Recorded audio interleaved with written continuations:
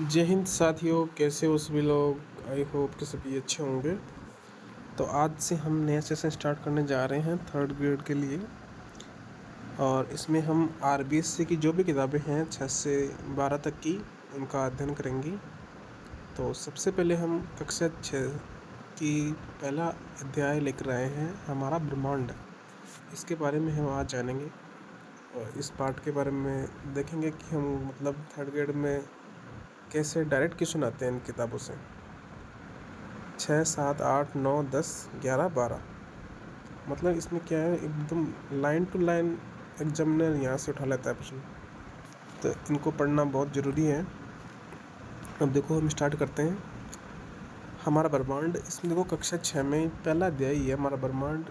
इसके बारे में बताया गया है कि ब्रह्मांड में उल्कापिंड है, खगोलीय तारे हैं, धूमकेतु, इन सब के बारे में इसमें बताया गया है। तो देखिए स्टार्ट करते हैं। हमारी पृथ्वी के चारों ओर अनंत अंतरिक्ष व्याप्त है। दिन के समय सूर्य की रोशनी के कारण हमें यह प्राय हल्का नीला दिखाई देता है, किंतु रात्रि के समय यही आकाश में अनगिनत टिमटिमाते तारों से भरा दिखाई देता है। रात्रि में आकाश के इस अद्भुत दृश्य से हमारे मन में कई प्रश्न खड़े होते हैं कि भाई दिन में ये हल्का नीला दिखाई देता है और अनगिनत तारों से भरा दिखाई देता है रात में। तो भाई प्रश्न तो खड़े होते ही हैं कि क्यों दिखाई देता है। हम सोचने लगते हैं कि ये चमकदार पिंड क्या है, हमसे कितने दूर है, इस किस चीज़ से बने हैं, चमकते क्यों हैं। मानव आदिकाल से इन रहस्यपूर्ण सवालों के हल ढूंढने में लगा है। इस अध्याय में हम इन सभी सवालों का जवाब जानने का प्रयास करेंगे। अब देखो, प्राचीन काल में आसमान में दिखाए जाने वाले तारों के विभिन्न समूहों को तारामंडल, नक्षत्र मंडल या अन्य कई नामों से जाना जाता रहा है। प्राचीन काल में आसमान में दिखाए जाने वाले तारों के विभिन्न समूह क्या बोलते हैं? तारामंडल, नक्षत्र मंडल या अन्य भी कई नामों से जाना जाता है। इन तारों के समूह को विभिन्न देशों में उनकी मान्यताओं एवं समूह के आधार पर विभिन्न नाम दिए गए हैं। भारत में आसमान में दिखने वाले 7 तारों के समूह को सप्तऋषि मंडल के नाम से जाना जाता है।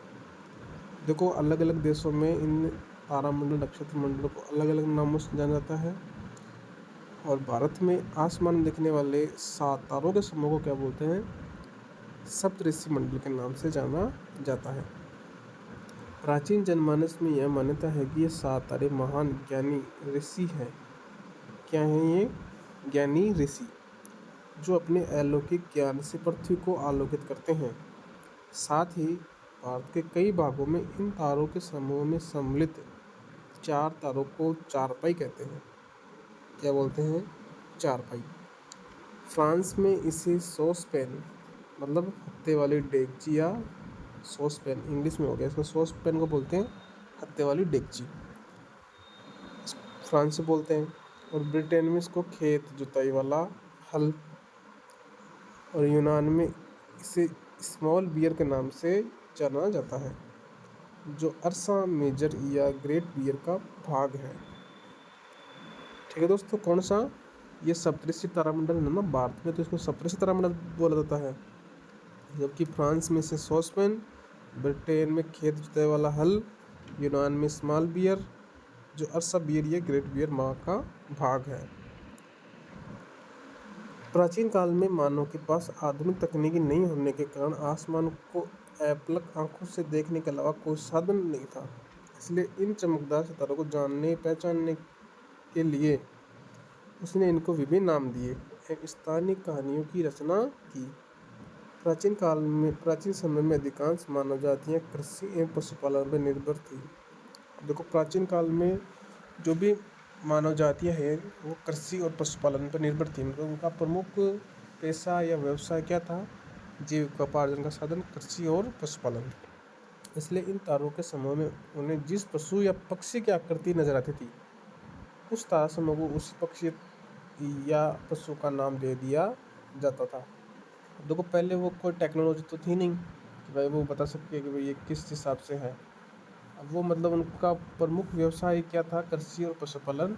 अब वो तारे जिनको जिस रूप में दिखते लोगों को, वो उनको उसी पक्षु या पक्षी का नाम दे दिया करते थे।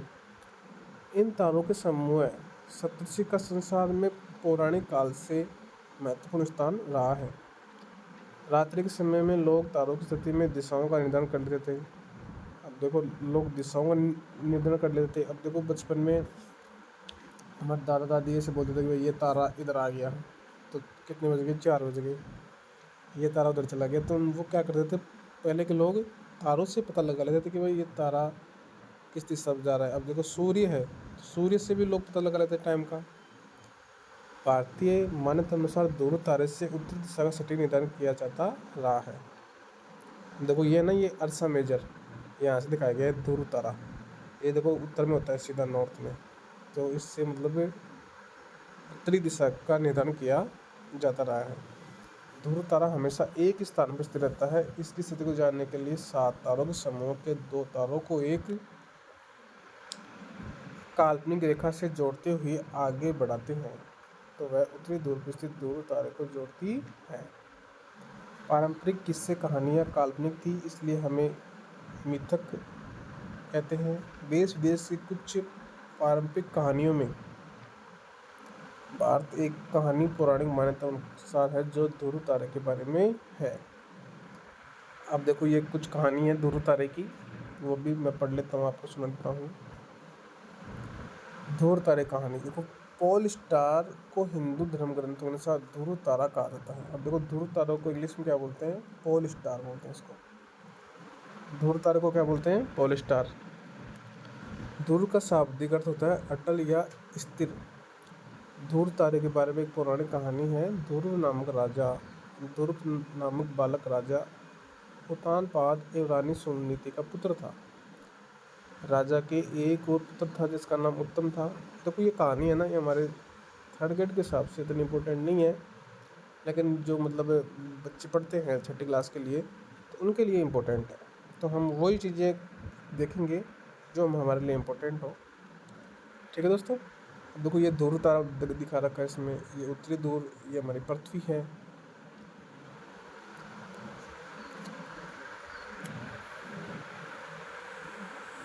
तो वह इन ध्रुव तारा को बोले तुम्हारे राजा के। अब देखो दोस्तों, तुम पढ़ लेना, इसमें क्या इतनी चीज़ नहीं है, कोई कहानी है, कोई ध्रुव तारे की किस लिए नाम पड़ा उनका, मतलब ऐसे ऐसे है ना। आगे चलता हूँ मैं, आओ करके देखें। इसमें बता रखा है कि सूर्यास्त होने के बाद आसमान में तारों का अवलोकन कर सप्तऋषि मंडल की स्थिति का पता लगाइए। ये बच्चों के लिए है कि आप मतलब रात्रि के टाइम पे तारों की तरफ देखिए और जो सप्तऋषि मंडल है, मतलब 7 तारों का समूह है, उनका अवलोकन करें। ठीक है, अब आगे चलते। देखो, खगोलीय पिंड क्या है? खगोलीय पिंड के बारे में जानेंगे।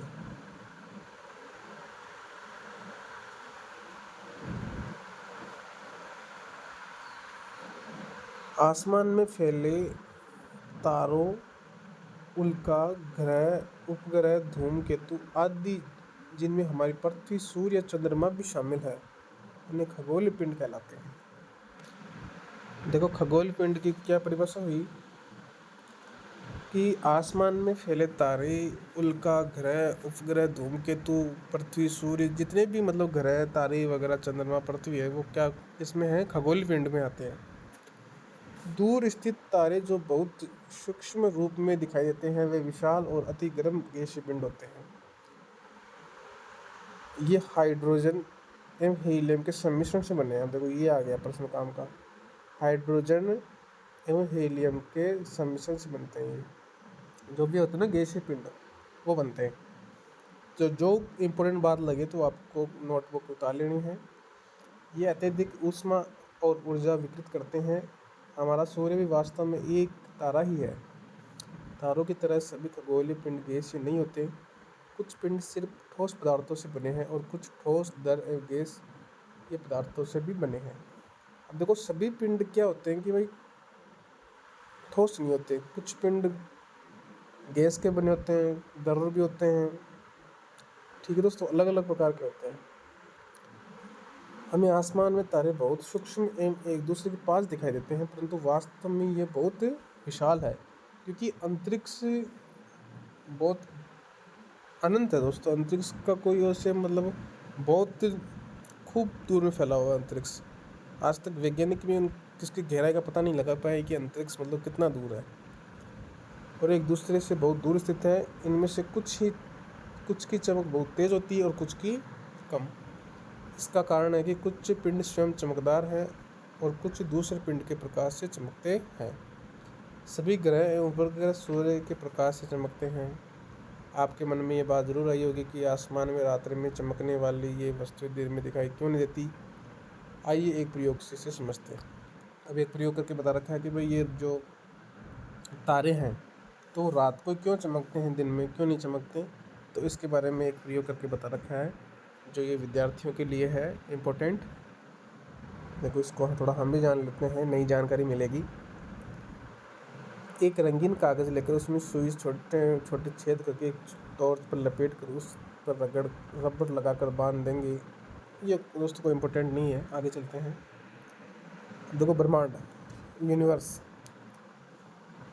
ये ब्रह्मांड के बारे में पढ़ेंगे। समस्त आकाशीय या खगोलीय पिंड अनंत आसमान में बिखरे हुए प्रतीत होते हैं। इस असीम आसमान को क्या बोलते हैं, अंतरिक्ष कहा जाता है। अंतरिक्ष कैसे कहते हैं कि जो भी आकाशीय खगोलीय पिंड अनंत आसमान में बिखरे हुए प्रतीत होते हैं, इस असीम आसमान को क्या बोलते हैं, अंतरिक्ष बोलते हैं, स्पेस। अंतरिक्ष का विस्तार असीमित है, मतलब सीमित विस्तार नहीं है इसका, बहुत असीमित है। इसी में हमारा ब्रह्मांड है। अंतरिक्ष के अनंत फैलाव में खगोलीय पिंडों के असंख्य समूह हैं।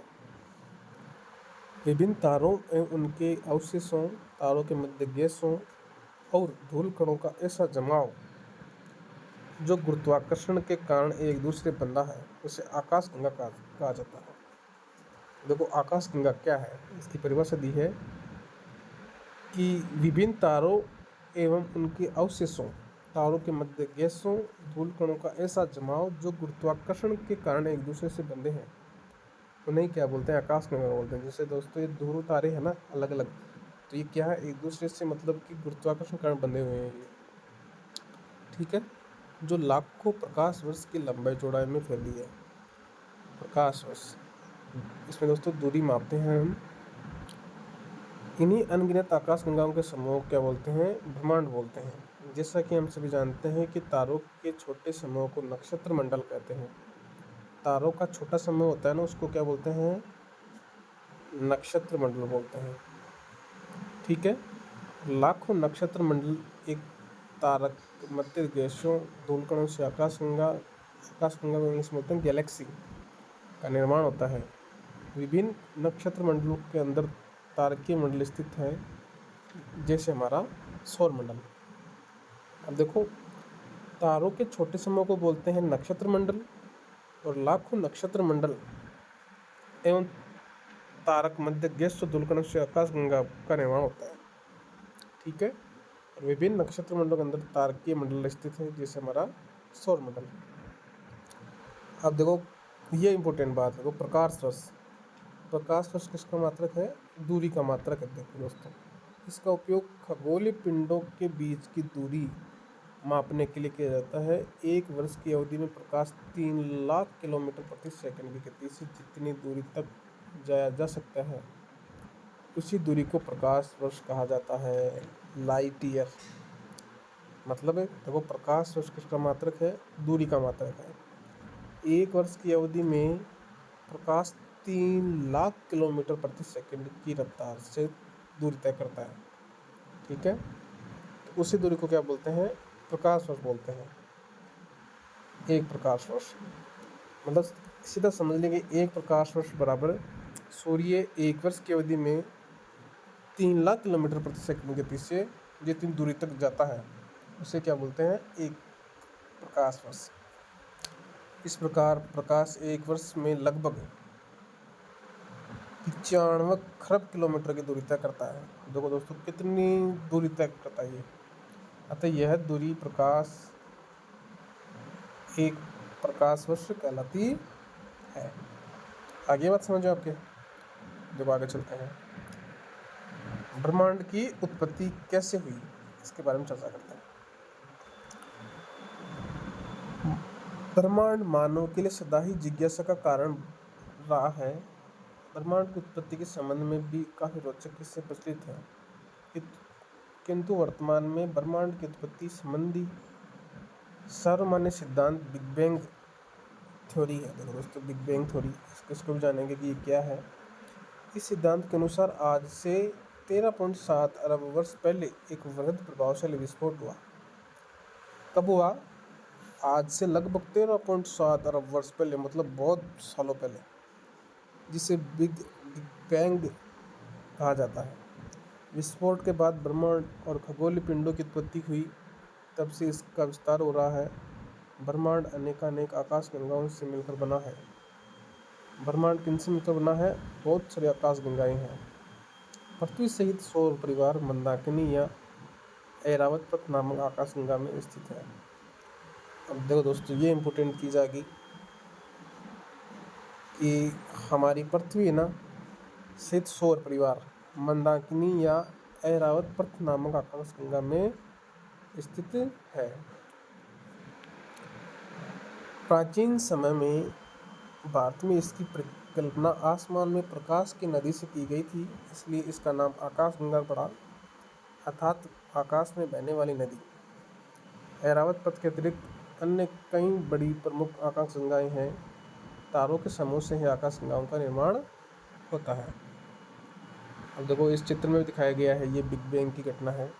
लगभग 13.7 अरब वर्ष पहले एक विस्फोट हुआ था। दोस्तों, ये विस्फोट हुआ है, इनसे ही मतलब आकाश गंगाएं निकली है, ध्रुव तारे वगैरह जो भी मतलब निकली है ना, वो सब इसी से निकली है। इसको क्या बोलते हैं? बिग बैंग की घटना बोलते हैं इसको। अब देखो, ये आकाश गंगा दिखा रखी है ये इस डायग्राम में।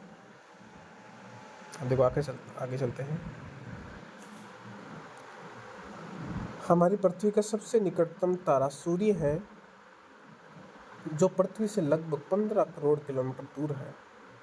देखो, हमारी पृथ्वी का सबसे निकटतम तारा पूछे आपको तो क्या बोलेंगे? सूर्य है, जो पृथ्वी से लगभग 15 करोड़ किलोमीटर दूर है।